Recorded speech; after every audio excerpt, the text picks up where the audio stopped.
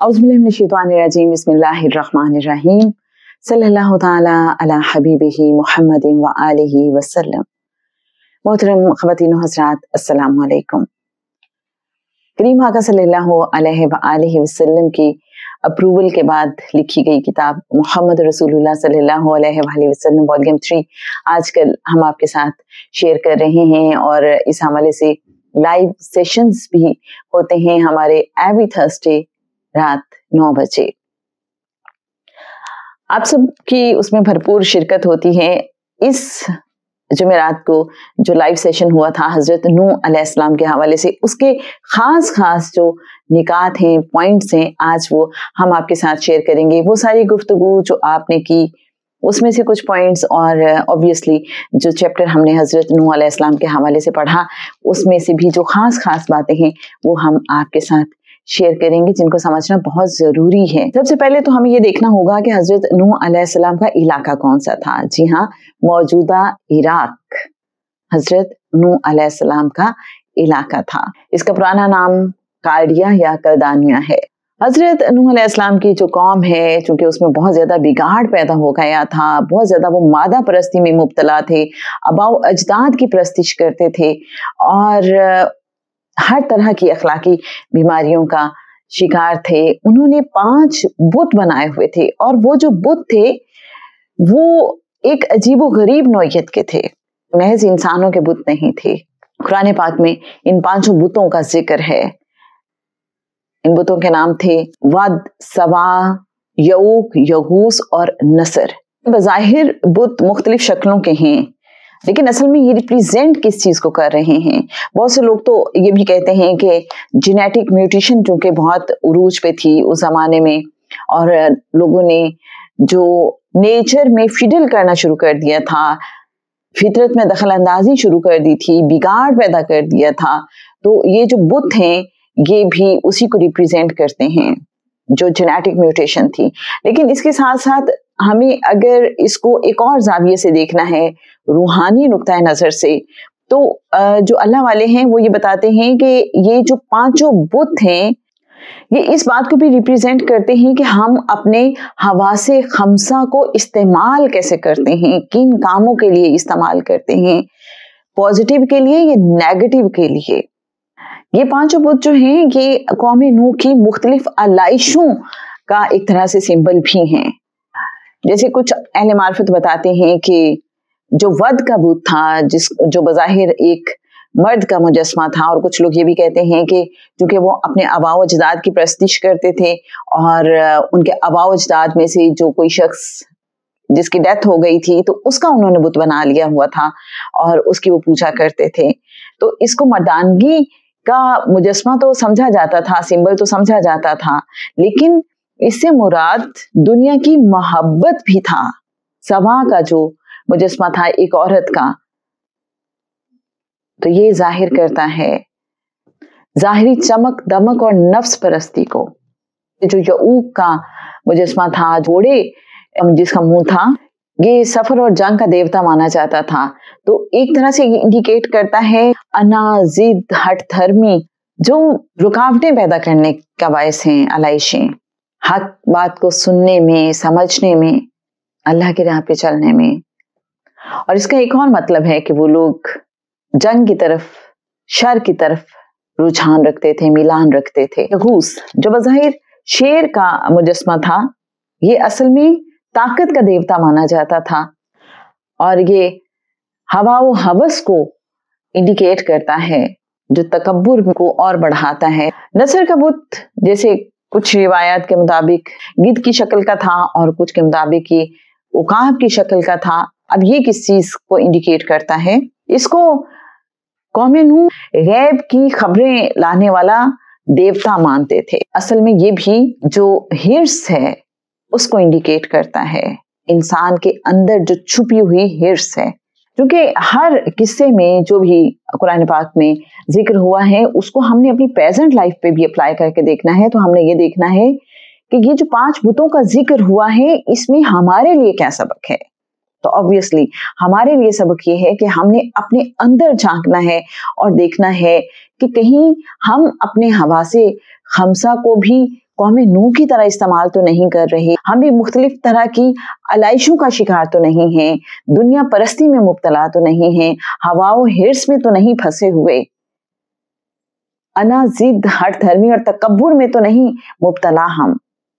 तो वो हमें अपने अंदर झांकना है और अपने अंदर के इन सारे बुतों को तोड़ना है। हज़रत नूह अलैहिस्सलाम के वाक़े में देखते हैं कि हज़रत नूह अलैहिस्सलाम एक तवील मुद्दत तक लोगों को अल्लाह के दीन की दावत देते रहे, लेकिन वहां के लोग जो थे, चूंकि उनके नजदीक दौलत ही सब कुछ थी और वो उसी पे बड़ा भरोसा करते थे और उन्हें लगता था कि हमें किसी और चीज की जरूरत ही नहीं है, और उस वजह से वो बहुत गुरूर और तकब्बुर में मुब्तला थे। और वो जो कम हैसियत लोग होते थे उनको बहुत हिकारत की नजर से देखते थे, और जब वो हजरत नूह अलैहिस्सलाम के पास देखते थे कि ऐसे लोग हैं, तो वो कहते थे हम सिर्फ इस शर्त पे आपकी बात सुनेंगे कि आप इन लोगों को अपने पास से दूर कर दें। ये कौम कैसी थी हजरत नूह अलैहिस्सलाम की, जिसके लिए कहते हैं ना ढीठ कौम, शायद ये लफ्ज भी बहुत छोटा है।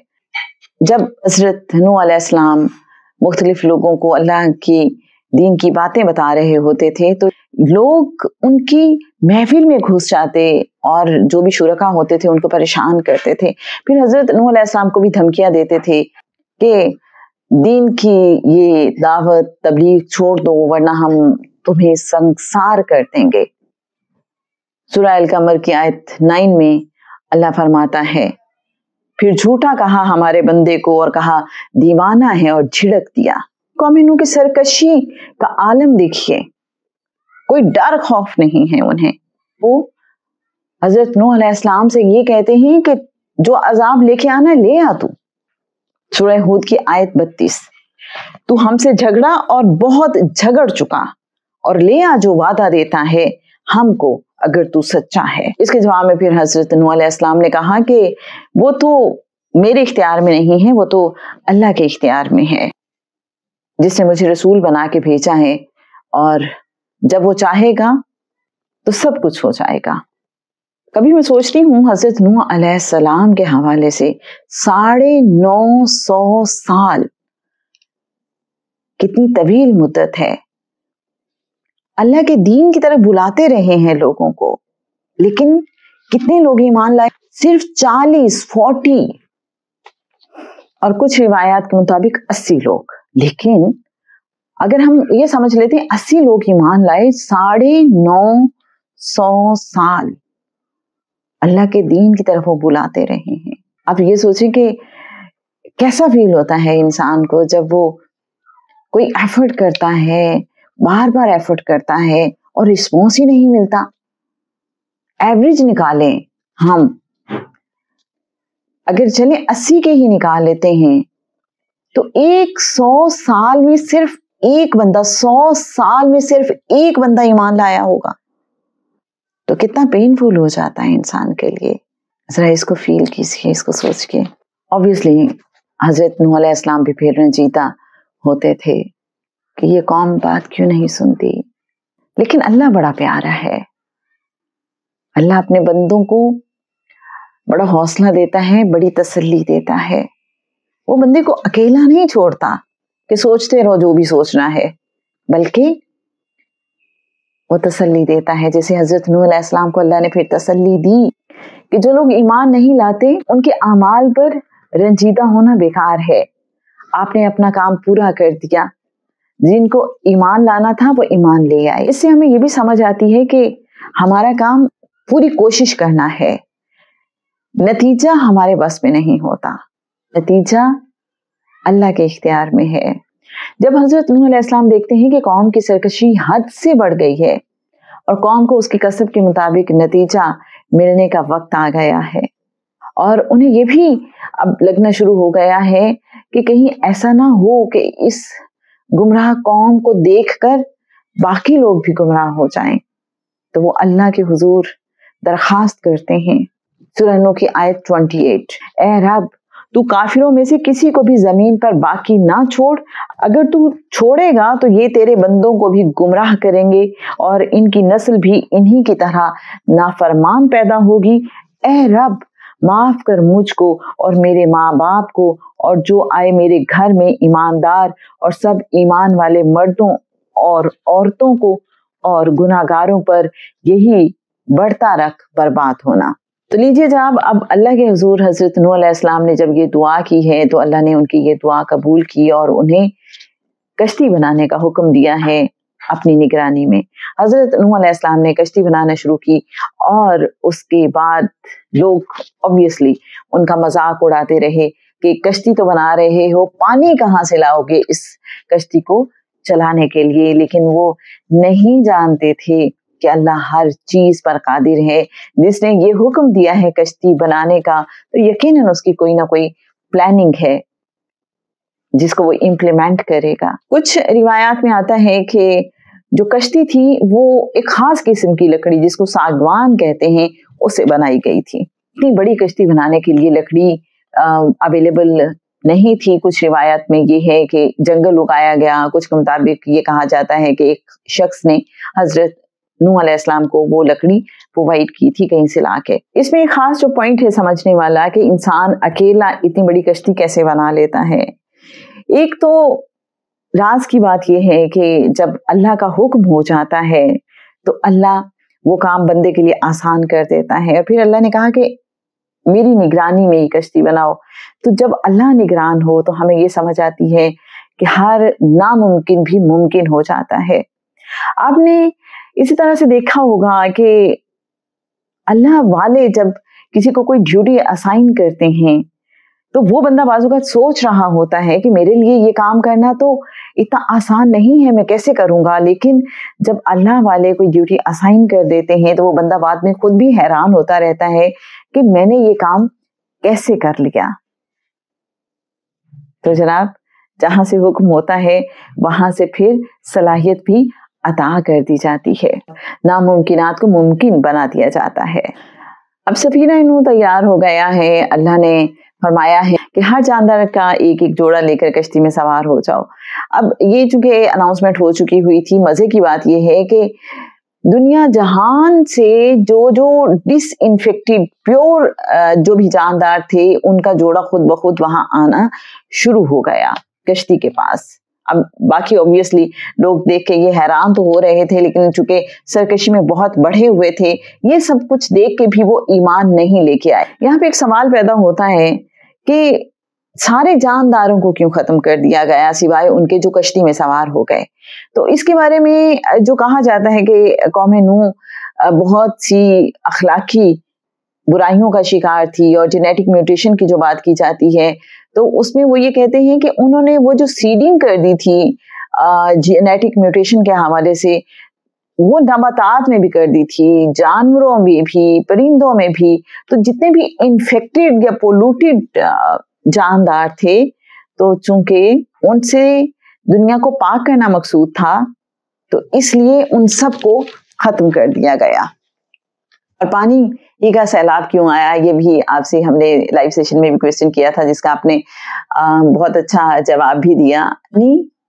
एक प्योरिटी का सिंबल है, हमें ये भी समझना चाहिए। तो उसने सारी चीजों को पाक साफ कर दिया। एक और बड़ा इंटरेस्टिंग क्वेश्चन था कि जमीन पे पानी की मिकदार तो हमेशा एक जैसी रहती है, जितना एवापोरेट होता है उतना ही बरस जाता है, हमेशा उसकी मिकदार मखसूस होगी, मुकर्रर होगी। जैसे साइंस कहती है कि 16 ट्रिलियन टन पानी एवापोरेट होता है और 16 ट्रिलियन टन पानी ही बरस जाता है।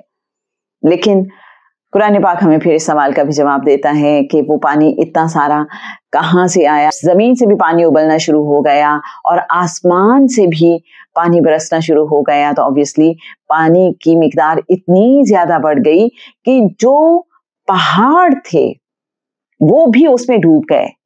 आप ये समझें कि जो दुनिया का बुलंद तरीन पहाड़ है, जब वो भी डूब जाए तो ऑब्वियसली इससे बात को समझना आसान हो जाएगा कि हर चीज तहयाब आ गई है। और ना सिर्फ जो पहाड़ों के लेवल पे पानी था उसके बराबर नहीं आया, उससे भी बहुत ऊपर चला गया और कश्ती उसके ऊपर चल रही थी। जरा इमेजिन करें کہ اس پوری دنیا میں کتنی بلندی پہ پانی ہوگا اور اس کے اوپر سفینہ نوح چل رہا ہوگا. اور کیسی انٹرسٹنگ بات ہے کہ جو اس کشتی نوح علیہ السلام کے اندر موجود ہیں وہ سیف زون میں ہیں. اب بارش برس رہی ہے لیکن وہ محفوظ ہیں. وہ جو باہر انفیکشن پھیلا ہوگا، کیونکہ بارش جب رک بھی گئی ہے تو اس کے بعد بھی ایک لمبا عرصہ جو کشتی ہے وہ چلتی رہی ہے پانی پہ اور فائنلی پھر جودی پہاڑ پہ جا کے رکی ہے.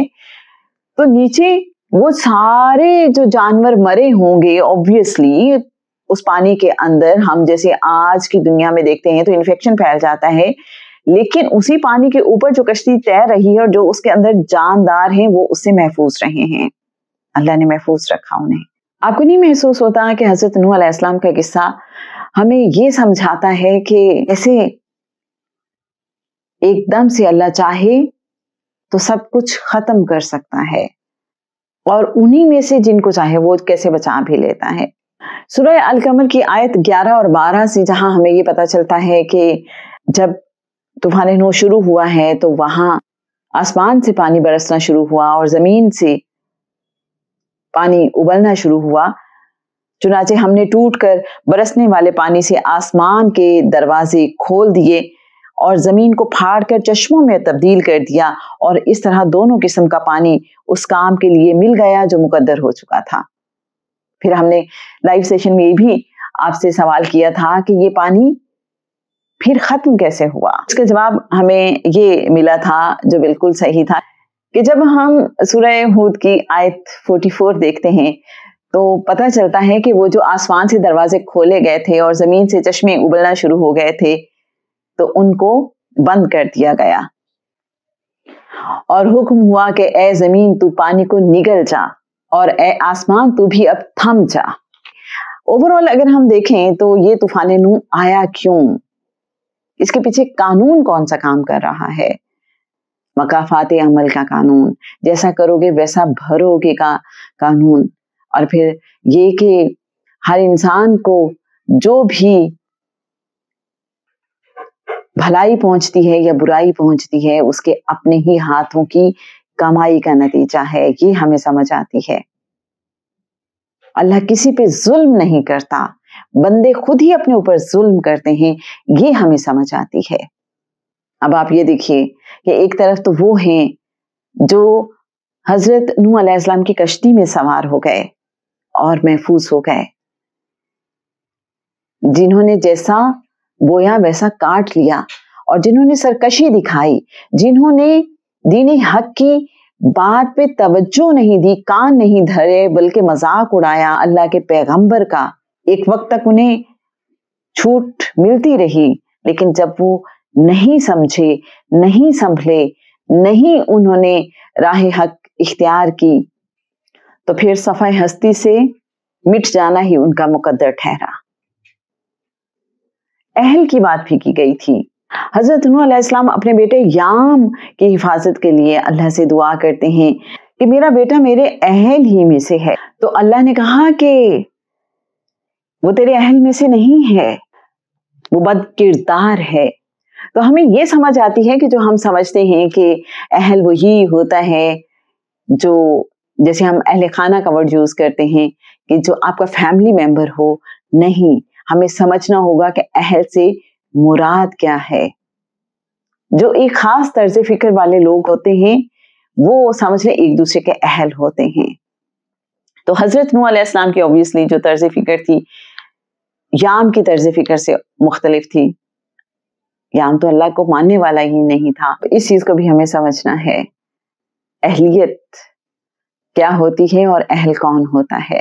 اس کے لیے ضروری نہیں ہے کہ ہمارا کوئی بایولوجیکل ریلیشن ہو کسی کے ساتھ اہل ہونے کے لیے. جناب یہ تھے چیدہ پوائنٹس جو حضرت نوح علیہ السلام کے قصے میں سے ہم نے اخذ کیے، اور جو پریویس ہمارا لائیو سیشن تھا اس میں آپ سب نے ان سب پہ سیر حاصل گفتگو کی تھی. آپ کا حاصل تفکر ہی سمجھ لیجیے آج ہم نے آپ ہی کے ساتھ شیئر کیا.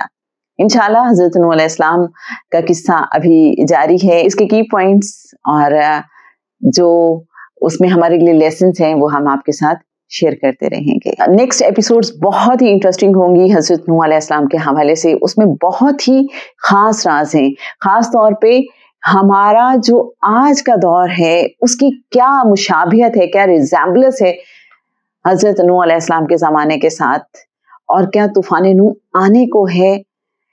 ایسی چونکا دینے والی باتیں آپ جانیں گے کہ ہو سکتا ہے ورطہ حیرت میں ڈوب جائیں. تو یہ سب جاننے کے لیے اور اپنا وزڈم شیئر کرنے کے لیے ہمارے ساتھ رہیے, اور ہمارے اتصال النبی صلی اللہ علیہ وآلہ وسلم کے لائیو سیشن کا حصہ ضرور بنیے. اس میں اپنا حاصل تفکر بھی شیئر کیجیے. اتصال النبی صلی اللہ علیہ وآلہ وسلم کا واٹس ایپ گروپ جوائن کرنے کے لیے آپ ڈسکرپشن میں ہمارا لنک دیکھ سکتے ہیں. صلی اللہ تعالی علی حبیبہ محمد وآلہ وسلم.